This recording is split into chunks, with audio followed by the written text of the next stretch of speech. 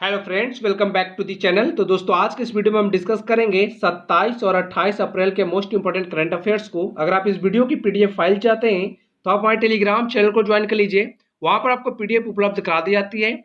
और अगर आप घर पर बैठकर अपने एग्जाम्स की तैयारी करना चाहते हैं तो आप हमारे मोबाइल ऐप की मदद ले सकते हैं। यहाँ पर आपको फ्री स्टडी मटेरियल और साथ में प्रीमियम क्लासेस उपलब्ध कराई जाती हैं। तो सबसे पहले हम देखेंगे अपना कल का अभ्यास प्रश्न, जिसका उत्तर आप सभी को नीचे कमेंट बॉक्स में देना होता है। और अभ्यास प्रश्न का उत्तर जो है काफी कम स्टूडेंट्स लिख रहे हैं। तो मैं उन सबसे कहना चाहता हूँ, जो लोग हमारे वीडियो को देखते हैं और वीडियो को लाइक करते हैं, वो लोग अपना उत्तर कमेंट बॉक्स में जरूर लिखिएगा। और कुछ स्टूडेंट जो है काफी अच्छा उत्तर लिख रहे हैं और वो उत्तर अपना डेली लिखते हैं और बहुत अच्छे तरीके से लिख रहे हैं। तो आप भी उन सभी की तरह अपना उत्तर नीचे कमेंट बॉक्स में जरूर लिखिए। अभ्यास प्रश्न देख लेते हैं कल का। हाल ही में किस नदी पर कसोवाल ब्रिज बनाया गया है? तो ये बनाया गया रावी नदी पर, याद रखिएगा। डिटेल्स कवर करते हैं। सीमा सड़क संगठन ने गुरदासपुर जिले में रावी नदी पर 484 मीटर लंबा अस्थायी पुल का निर्माण कर गुरदासपुर के पाक सीमा से सटे गांव कसवाल को हमेशा के लिए भारत से जोड़ दिया है। लगभग 35 वर्ग किलोमीटर का यह क्षेत्र अब तक सीमित भार क्षमता वाले एक पैंटून पुल पर था और इसे अब अस्थायी पुल में, इसका मतलब जब पैंटून पुल पहले था, इसका हम पैंटून पुल इस्तेमाल करते थे, अब यहाँ पर अस्थायी पुल बना दिया गया है। एंड इस पुल को जो है प्रोजेक्ट चेतक के तहत बनाया गया है, याद रखिएगा। रावी नदी की बात करें तो इसका उद्गम स्थल जो है हिमाचल प्रदेश के रोहतांग दर्रे के निकट से है और इसकी लंबाई जो लगभग 725 किलोमीटर है। कितनी लंबाई है रावी नदी की? 725 किलोमीटर। आगे देखते हैं, कल के प्रश्नों का रिवीजन कर लेते हैं एक बार। प्रश्न कहते हैं हमारे कल के, प्रतिवर्ष विश्व मलेरिया दिवस यानी वर्ल्ड मलेरिया डे कब मनाया जाता है? ये मनाया जाता है 25 अप्रैल को। हाल ही में किसने केंद्रीय सतर्कता आयुक्त के रूप में शपथ लिया है? तो इनका नाम है संजय कोठारी। हाल ही में बेंटर ब्लिट्ज कप 2020 किसने जीता है? तो इनका नाम है एलिजा फिरोजा, याद रखिएगा। किसके द्वारा फाइलों के संचालन के लिए ई कार्यालय ऐप लॉन्च किया गया है? तो इनका नाम है CISF। तो CISF के द्वारा ई कार्यालय ऐप लॉन्च किया गया है। हाल ही में वर्चुअल कोर्ट शुरू करने वाला देश का पहला राज्य कौन बना है? तो है उत्तर प्रदेश। आगे देखते हैं, हाल ही में हुडको के अध्यक्ष और MD के रूप में किसे नियुक्त किया गया है? तो इनका नाम है शिवदास मीणा। अंतर्राष्ट्रीय शतरंज महासंघ के नेशंस कप में भारत की अगुवाई कौन करेगा? तो इनका नाम है विश्वनाथन आनंद। हाल ही में किस देश के पूर्व क्रिकेटर ग्रीम वाटसन का निधन हुआ है? तो ये ऑस्ट्रेलिया के लिए खेलते थे। हाल ही में किसने प्रधानमंत्री स्वामित्व योजना की शुरुआत की है? तो ये नरेंद्र मोदी जी। आगे देखते हैं, अब पहले हम देख लेते हैं अपना आज का करंट अफेयर्स और इसके बाद जो है अप्रैल के महत्वपूर्ण दिवस को भी हम कवर करेंगे। पहला प्रश्न है, प्रतिवर्ष विश्व बौद्धिक संपदा दिवस यानी वर्ल्ड इंटेलेक्चुअल प्रॉपर्टी डे कब मनाया जाता है? तो ये प्रतिवर्ष जो है 26 अप्रैल को मनाया जाता है। डिटेल्स देखते हैं। विश्व बौद्धिक संपदा दिवस जो है यह विश्व बौद्धिक संपदा संगठन के तत्वावधान में प्रतिवर्ष इसके स्थापना दिवस पर 26 अप्रैल को मनाया जाता है। 2020 की थीम है इसकी innovate for a green future. And इस दिवस को मनाए जाने का उद्देश्य बौद्धिक संपदा के अधिकारों, मतलब patent, trademark, industrial design, copyright के आदि के प्रति लोगों को यहाँ पे जागरूक करना है, याद रखिएगा। वर्ल्ड इंटेलेक्चुअल प्रॉपर्टी ऑर्गेनाइजेशन की अगर हम बात करें, इसका स्थापना हुआ था 1967 में, मुख्यालय स्विट्जरलैंड के जिनेवा में और हेड है अभी फ्रैंक गिरी, याद रखिएगा। आगे देख लेते हैं अप्रैल के महत्वपूर्ण दिवस को। ओडिशा और RBI का स्थापना दिवस जो हम 1 अप्रैल को मनाते हैं। विश्व ऑटिज्म जागरूकता दिवस 2 अप्रैल, राष्ट्रीय समुद्री दिवस 5 अप्रैल, विश्व स्वास्थ्य दिवस 7 अप्रैल को, CRPF शौर्य दिवस 9 अप्रैल, विश्व हेम्योपैथी दिवस 10 अप्रैल। आगे देखते हैं, राष्ट्रीय सुरक्षित मातृत्व दिवस 11 अप्रैल, राष्ट्रीय पालतू दिवस 11 अप्रैल को ही, अंतर्राष्ट्रीय मानव अंतरिक्ष उड़ान दिवस 12 अप्रैल को, पहला विश्व चगास रोग दिवस 14 अप्रैल, विश्व कला दिवस 15 अप्रैल, विश्व हेमोफीलिया दिवस 17 अप्रैल और विश्व धरोहर दिवस जो है ये 18 अप्रैल को मनाया जाता है। आगे देखते हैं, विश्व लीवर दिवस हम मनाते हैं 19 अप्रैल को, राष्ट्रीय सिविल सेवा दिवस 21 अप्रैल, विश्व रचनात्मकता और नवाचार दिवस 21 अप्रैल को ही, विश्व पृथ्वी दिवस 22 अप्रैल, विश्व पुस्तक और कॉपीराइट दिवस 23 अप्रैल, राष्ट्रीय पंचायती राज दिवस 24 अप्रैल, विश्व मलेरिया दिवस 25 अप्रैल को मनाते हैं। यहाँ पे हमने अप्रैल के महत्वपूर्ण दिवस को कवर कर लिया। अब आगे देखते हैं अगला प्रश्न। प्रश्न है, हाल ही में किस संस्था के द्वारा प्रकृति डैशबोर्ड का निर्माण किया गया है? तो प्रकृति डैशबोर्ड का निर्माण किया है IIT दिल्ली ने। IIT का पूरा नाम होता है इंडियन इंस्टीट्यूट ऑफ टेक्नोलॉजी। आगे डिटेल्स देख लीजिए। पहले तो प्रकृति का पूरा नाम जान लीजिए। प्रकृति का पूरा नाम है prediction and assessment of corona infections and transmissions in India, याद रखिएगा। इस डैशबोर्ड को विकसित किया है आईआईटी दिल्ली ने। इससे कोरोना संक्रमण की स्थिति क्या होगी उसकी भविष्यवाणी की जाएगी एंड इस डैशबोर्ड पर हर राज्य और हर जिले के अनुसार आने वाले दिनों में वहां कोरोना संक्रमण की स्थिति की विस्तृत जानकारी मिलेगी। इसके लिए यह विश्व स्वास्थ्य संगठन, भारत सरकार का स्वास्थ्य मंत्रालय और आपदा प्रबंधन प्राधिकरण से प्राप्त आंकड़ों का उपयोग करता है और इसी के आधार पर यह भविष्यवाणी करता है। आगे देखते हैं। अगला प्रश्न है, हाल ही में फिनलैंड का एम्बेसडर किसे बनाया गया है? तो फिनलैंड के भी एम्बेसडर बनाया गया रवीश कुमार। आगे हम ऑप्शन के बारे में भी चर्चा करेंगे। यहाँ पे देख लीजिए रवीश कुमार की तस्वीर, फिनलैंड की लोकेशन भी देखेंगे आगे। तो यहाँ पे देख लीजिए गोपाल बागले जो है ये श्रीलंका में भारत के उच्चायुक्त नियुक्त किए गए हैं। रीवा गांगुली दास जो है बांग्लादेश में भारत का उच्चायुक्त नियुक्त किया गया है। तो रीवा गांगुली बांग्लादेश में उच्चायुक्त है और श्रीलंका में कौन है? गोपाल बागले। और तरनजीत सिंह संधू जो है ये अमेरिका में एम्बेसडर है। तो एक बात आपने हमेशा नोटिस किया होगा, एक राजदूत होते हैं और एक उच्चायुक्त होते हैं, उनमें क्या फर्क होता है? तो यहाँ पे देखिए, जो दूत जो है राष्ट्रमंडल देशों में अपने देश के प्रतिनिधित्व करते हैं तो उसे हम उच्चायुक्त कहते हैं, जबकि जो दूत अपने देश का प्रतिनिधित्व के लिए गैर राष्ट्रमंडल देश यानी नॉन कॉमनवेल्थ कंट्रीज में जाते हैं उन्हें हम राजदूत कहते हैं। तो नॉन कॉमनवेल्थ कंट्रीज में जो लोग जाएंगे यानी जो प्रतिनिधित्व करेंगे भारत की, उसे हम राजदूत बोलेंगे। और जो कॉमनवेल्थ कंट्रीज में भारत के प्रतिनिधित्व करेंगे उनको हम क्या बोलेंगे? उच्चायुक्त। याद रखिए। आगे देखते हैं। यहाँ पे देख लीजिए फिनलैंड की लोकेशन, ये यहाँ पे देखिए इस मैप पे पहले ये हमारा भारत। भारत आपको पता होगा एशिया महाद्वीप का देश है। और यहाँ पे देख लीजिए ऊपर यहाँ पे यूरोप है, तो फिनलैंड जो है यूरोप महाद्वीप का देश है। यहाँ पे देख लीजिए फिनलैंड की लोकेशन। फिनलैंड अपनी बाउंड्री शेयर करता है नॉर्वे के साथ। यहाँ पे देखिए नॉर्वे की सीमा यहाँ पर लगती है। ये स्वीडन, यहाँ पे स्वीडन की सीमा लगती है और यहाँ पे रशिया के साथ लगती है सीमा। और राजधानी है इसकी हेलसिंकी, मुद्रा यूरो है और प्रधानमंत्री है सना मारिन। सना मारिन जो है विश्व की सबसे युवा प्रधानमंत्री है। आगे देखते हैं अगला प्रश्न। प्रश्न हमारा, देहिंग पटकाई वन्य जीव अभयारण्य किस राज्य में स्थित है? तो ये जो है असम में और ये काफी अभी न्यूज में, इसलिए मैंने यहाँ पे प्रश्न रखा है। यहाँ पे देख लीजिए ये हमारा असम राज्य और यहाँ पे देख लीजिए देहिंग पटकाई जो है वन्य जीव अभयारण्य यहाँ पर है। आगे हम देख लेते हैं। हाल ही में national board for wild life ने असम में दिहंग पटकाई वन्य जीव अभयारण्य के एक हिस्से सालेकी में कोयला खनन की सिफारिश की है और इस वजह से ये जो वन्य जीव अभयारण्य न्यूज में है। और देहिंग पटकाई वन्य जीव अभयारण्य जो है असम के डिब्रूगढ़ और तेनुसुकिया जिलों में स्थित है और यह 111 वर्ग किलोमीटर वर्षा वन क्षेत्र को कवर करता है। इसे 2004 को एक अभयारण्य घोषित किया गया था और अभयारण्य जो है देहिंग पटकाई एलिफेंट रिजर्व का भी हिस्सा है। आगे हम देख लेते हैं असम के फैक्ट्स। यहाँ पे देख लीजिए असम का गठन हुआ था 26 जनवरी 1950 में। राजधानी है दिसपुर। मुख्यमंत्री है सर्बानंद सोनोवाल। राज्यपाल है जगदीश मुखी। नृत्य यहाँ का फेमस है बिहू और सत्रिय। मंदिर है कामाख्या। उच्च न्यायालय इसका गुवाहाटी में है और गुवाहाटी शहर जो है ब्रह्मपुत्र नदी के किनारे है, याद रखिएगा। राजकीय पशु एक सींग वाला गैंडा और राष्ट्रीय सीमा इसकी लगती है मेघालय, त्रिपुरा, मिजोरम, मणिपुर, नागालैंड, पश्चिम बंगाल और अरुणाचल प्रदेश के साथ। और अंतर्राष्ट्रीय सीमा इसकी लगती है भूटान और बांग्लादेश के साथ, याद रखिएगा। नदियां महत्वपूर्ण है ब्रह्मपुत्र और लोहित।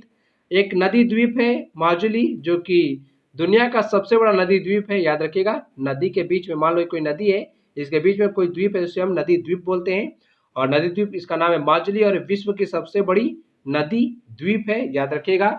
लोकसभा सीट है 14, राज्यसभा सीट है 7 और विधानसभा सीट है 26। लोकप्रिय गोपीनाथ बारदोली अंतर्राष्ट्रीय हवाई अड्डा असम में है। भारत के पूर्व मुख्य न्यायाधीश जो थे हमारे रंजन गोगोई जो कि भारत के 46वें मुख्य न्यायाधीश हैं। तो ये थे मतलब अभी तो 47वें शरद अरविंद बोबडे हैं और 46वें कौन थे? रंजन गोगोई। ये असम से ही थे और रंजन गोगोई को आपको पता होगा राज्यसभा में भी नियुक्त किया गया है, मनोनीत किया गया राष्ट्रपति जी के द्वारा। भारत का सबसे बड़ा ब्रिज जो है धौला सदिया है और ये लोहित नदी पर है। भारत का सबसे बड़ा रेल रोड ब्रिज बोगीबील है जो कि ब्रह्मपुत्र नदी पे। देखिए यहाँ पर एक तो ब्रिज है मान लो यहाँ पे सड़क है जिसपे गाड़ियां चलेगी और एक है रेल रोड ब्रिज, मान लो इस पे रेल के भी मतलब यहाँ पे रेल भी चलेगी और जो ब्रिज होगा वहाँ पे रोड का भी बनाया गया है। मान लो नीचे रेल का बना दिया गया, उसके ऊपर रोड का बना दिया गया है जिसपे गाड़ियां चलेंगी। तो ये भारत का सबसे बड़ा रेल रोड ब्रिज है जो बोगीबील है और ये कौन सी नदी पे है? ब्रह्मपुत्र पे है। भारत का सबसे बड़ा ब्रिज कौन से नदी पर है? तो ये लोहित नदी पर, इसका नाम क्या है? धौला सादिया, याद रखिएगा। यहाँ पे काजीरंगा मानस नमेरी ओरांग और डिब्रू सैखोवा राष्ट्रीय उद्यान है असम में, याद रखिएगा। आगे देखते हैं अगला प्रश्न, किस राज्य सरकार ने दवाओं की होम डिलीवरी के लिए धनवंतरी योजना शुरू की है? तो ये शुरू किया गया असम के द्वारा ही। आगे डिटेल्स देख लीजिए। असम सरकार ने धनवंतरी योजना की शुरुआत की है, जिसमें बाजार में अनुपलब्ध दवाएं सीधे रोगियों को घर पर उपलब्ध कराई जा रही हैं। स्वास्थ्य मंत्री हिमंत बिस्व शर्मा ने कहा बताया है कि 200 रुपये से कम मूल्य की दवाएं जो होगी वो रोगियों को मुफ्त उपलब्ध कराई जाएंगी, और स्वास्थ्य कर्मी ऐसे रोगियों को दवाएं उपलब्ध करा रहे हैं जिन्हें अपने घर से 10 किलोमीटर के दायरे में दवा नहीं मिल पा रही है। आगे देखते हैं अगला प्रश्न। प्रश्न है, हाल ही में राष्ट्रीय शिपिंग बोर्ड का नया प्रमुख किसे नियुक्त किया गया है? तो नेशनल शिपिंग बोर्ड के नए प्रमुख कौन बने, उनका नाम पूछा जा रहा है। तो इनका नाम है मालिनी शंकर, याद रखिएगा। और अगर हम बात करें नेशनल शिपिंग बोर्ड की, तो इसका स्थापना हुआ था 1 मार्च 1959 में, याद रखिएगा। इसका स्थापना कब हुआ था?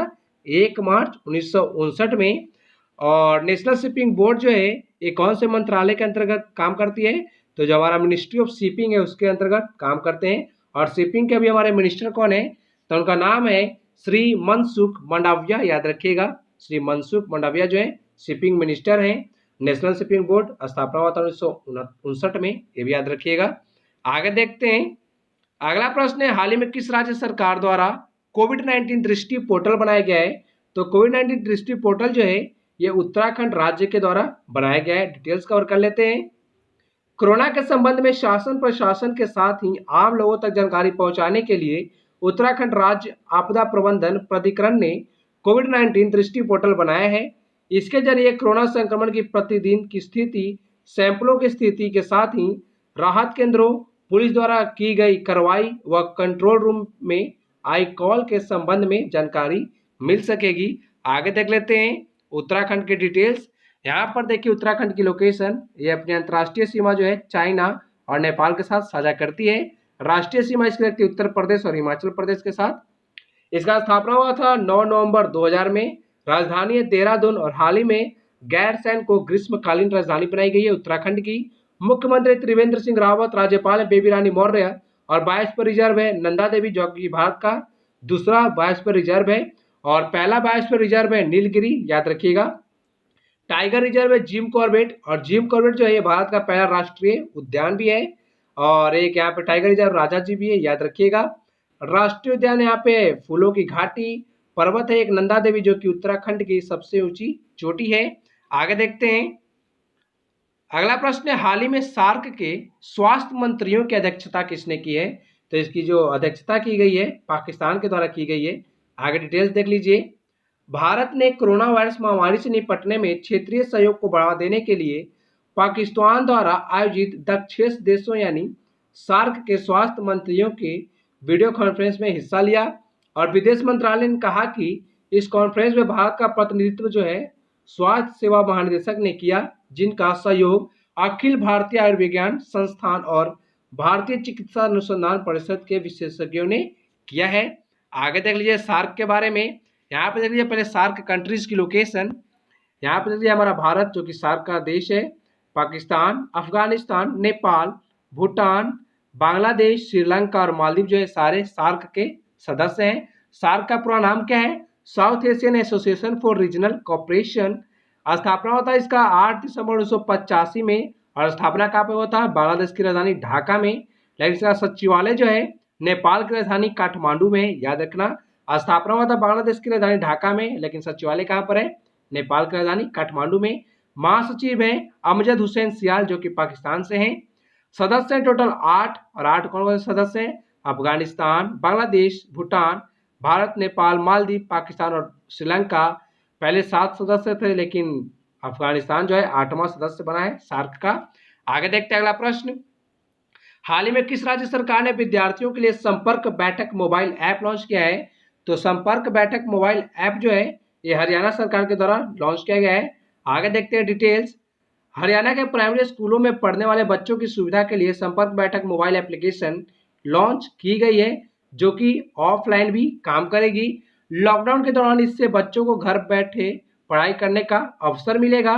कार्टून और फिल्मों के माध्यम से 5वीं कक्षा की पढ़ाई को सरल व रुचिकर बनाया गया है और इस ऐप पर 500 वीडियो और ऑडियो उपलब्ध हैं। आगे देखते हैं, यहाँ पे देख लीजिए हरियाणा के कुछ फैक्ट्स। हरियाणा की पहले लोकेशन देख लीजिए, ये है हरियाणा।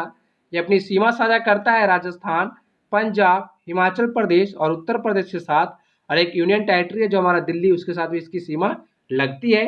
मुख्यमंत्री मनोहर लाल खट्टर, राज्यपाल है सत्यदेव नारायण आर्य, राजधानी है चंडीगढ़ जो कि पंजाब की भी राजधानी है। लोक नृत्य यहाँ का सवांग, सुल्तानपुर पक्षी विहार हरियाणा में है। मस्तिष्क अनुसंधान केंद्र जो है हरियाणा के गुरुग्राम में है। सबसे कम लिंगानुपात वाला राज्य है हरियाणा, और सर्वाधिक लिंगानुपात वाला राज्य है केरल, याद रखिएगा। पानीपत, सोनीपत, करनाल, कैथल जैसी ऐतिहासिक शहर हरियाणा में है। और राष्ट्रीय उद्यान है सुल्तानपुर राष्ट्रीय उद्यान और कलेसर राष्ट्रीय उद्यान। आगे देखते हैं अगला प्रश्न, हाल ही में किस राज्य सरकार ने महिलाओं के लिए जीवन शक्ति योजना शुरू की है? तो जीवन शक्ति योजना जो है ये महिलाओं के लिए मध्य प्रदेश सरकार ने शुरू की है। आगे देखते हैं, महिलाओं को घर बैठकर रोजगार देने के लिए मध्य प्रदेश के जो मुख्यमंत्री हैं शिवराज सिंह चौहान, उन्होंने जीवन शक्ति योजना को लॉन्च किया है। योजना के तहत महिलाएं जो है घर में मास्क तैयार करेंगी और सरकार जो है 11 रुपये की दर से सभी मास्क को खरीदेगी। मुख्यमंत्री ने महिलाओं को मास्क की राशि को भुगतान तुरंत करने का भरोसा भी दिलाया है। आगे देखते हैं, अगला प्रश्न है, हाल ही में किसे युवा मामले और खेल मंत्रालय का नया सचिव नियुक्त किया गया है? तो इनका नाम है रवि मित्तल। रवि मित्तल जो है युवा मामले और खेल मंत्रालय के नए सचिव बने हैं। और यह स्थान किनका लेंगे? तो राधेश्याम जुलानिया का यह स्थान लेंगे। और युवा मामले और खेल मंत्री में हमारे कौन है? तो ये किरण रिजिजू, याद रखिएगा। आगे देखते हैं, अगला प्रश्न है, हाल ही में किस पाकिस्तानी महिला क्रिकेटर ने अंतर्राष्ट्रीय क्रिकेट से संन्यास की घोषणा की है? तो ये पाकिस्तान की महिला क्रिकेटर है, यहाँ पे उनकी तस्वीर देख लीजिए, और इनका नाम है सना मीर, याद रखिएगा। और ये पहले कप्तान भी थी पाकिस्तान की। आगे देखते हैं, अगला प्रश्न है, हाल ही में किस देश ने नाबालिगों द्वारा किए गए अपराधों के लिए मृत्यु दंड को समाप्त कर दिया है? तो ये किया गया सऊदी अरब के द्वारा। यहाँ पे देख लीजिए सऊदी अरब के किंग है सलमान जी। आगे देखते हैं डिटेल्स, पहले फिर डिटेल्स देख लेते हैं, फिर हम सऊदी अरब की लोकेशन देखेंगे। तो हाल ही में अपराधियों को कोड़े मारने की सजा पर रोक लगाने के बाद सऊदी अरब के किंग सलमान ने नाबालिगों को किसी भी गंभीर अपराध में उन्हें अब सजाए मौत नहीं देने का फरमान जारी किया है। और किंग सलमान के जो बेटे हैं क्राउन प्रिंस मोहम्मद बिन सलमान, उनके वैचारिक प्रभाव के चलते सऊदी अरब में रविवार को कट्टर इस्लामिक दंड प्रावधानों में बदलाव किया गया है।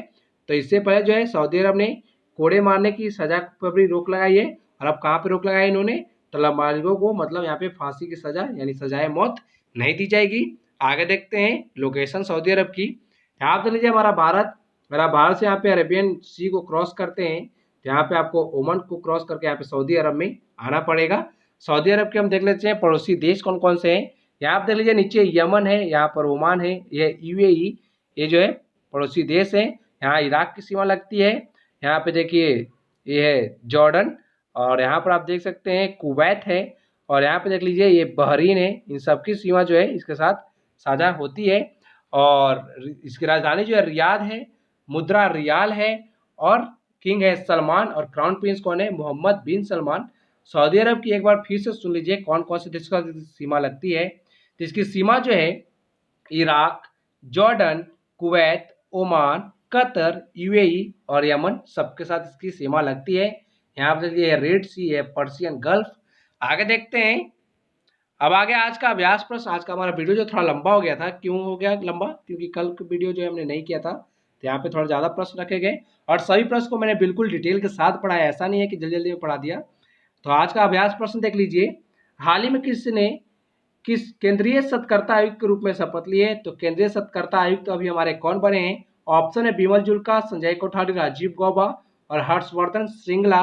और ऑप्शन में जितने भी लोग दिए गए सारे महत्वपूर्ण हैं, और ये कौन कौन से अभी पद पर नियुक्त हैं ये सभी आप कमेंट बॉक्स में लिखेंगे।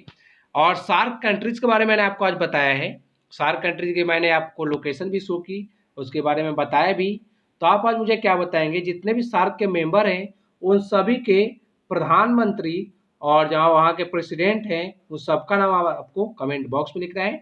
तो अभ्यास प्रश्न का उत्तर तो आप देंगे ही, साथ में किसका उत्तर देंगे?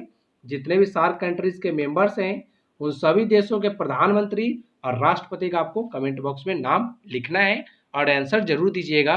तो आज का हमारा लेक्चर यहीं पे समाप्त होता है। अगर आपको वीडियो अच्छा लगा तो वीडियो को लाइक करिए, चैनल को सब्सक्राइब कर लीजिए और पीडीएफ के लिए आप हमारे टेलीग्राम चैनल को ज्वाइन कर लीजिए और साथ में हमारे मोबाइल ऐप को भी इंस्टॉल कर लीजिए। मोबाइल ऐप पर जो है पीडीएफ जल्दी उपलब्ध करा जाते हैं, लेकिन टेलीग्राम पे जो थोड़ा लेट होता है पीडीएफ उपलब्ध कराने में। तो अगर आप जल्दी पीडीएफ चाहते हैं तो मोबाइल ऐप को इंस्टॉल कर लीजिए, वहाँ पर आपको पीडीएफ बिल्कुल फ्री मिलेगा। तो thank you for watching video, thank you so much.